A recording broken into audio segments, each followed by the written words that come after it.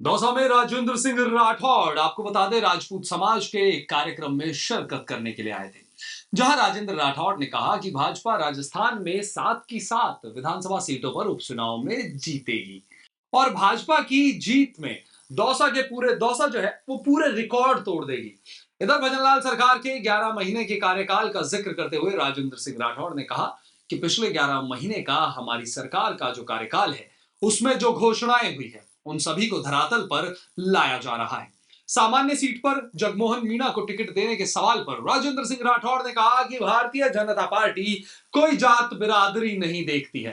Bharatiya Janata party तो सिर्फ योग्य उम्मीदवार देखती है और हमें जगमोहन मीणा से अच्छा कोई योग्य उम्मीदवार नहीं मिला तो जगमोहन मीणा को सामान्य सीट पर चुनाव लड़वाया गया।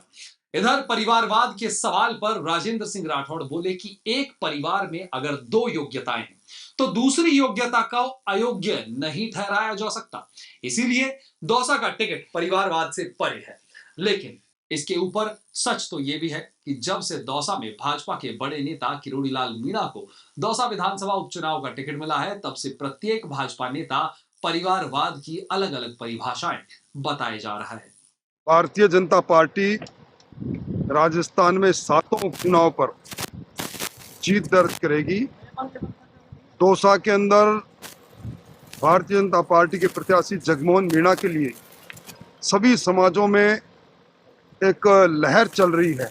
मैं समझता हूं कि भारतीय जनता पार्टी अब तक जीते मतों से इस दौसा विधानसभा में पूर्व में जीती है, वो उस रिकॉर्ड को तोड़ेगी और निश्चित तौर पर बड़े भारी बहुमत से, क्योंकि 11 महीने का जो कार्यकाल डबल इंजन की सरकार का गया है और विशेष तौर पर ईआरसीपी के माध्यम से दौसा की जमीन को सरसब्ज करने का जो घोषणाएं विधानसभा में हुई है, जिसको मूर्त रूप दिया जा रहा है, दौसा के जिला के लोगों में बहुत बड़ी भारी उम्मीद है। इस सरकार से लोग कड़ी से कड़ी जोड़ेंगे और सरकार के साथ चलेंगे। एक सामान्य सीट पर जैसे अब से पहले सामान्य वर्ग को टिकट देता है, इस बार एसटी वर्ग को टिकट दिया है, ऐसे में सामान्य वर्ग में नाराजगी। मैं समझता हूँ कहीं ऐसी कोई नाराजगी नहीं। भारतीय जनता पार्टी कभी जातियों में नहीं देखती, वो कार्यकर्ता में देखती है, कर्म को देखती है। और जगमोहन जी का निष्कलंक लंबे सेवा रही, राजकीय सेवा रही, इसलिए उनको वो उससे उत्तम हमारे पास कोई उम्मीदवार नहीं था, इसलिए कोई ऐसी नाराजगी किसी में नहीं। अच्छा, परिवारवाद की बीजेपी बात करती है और वहीं आज सामने तो एक से 3 लोगों की, जहाँ योग्य परिवार में योग्य लोग होंगे,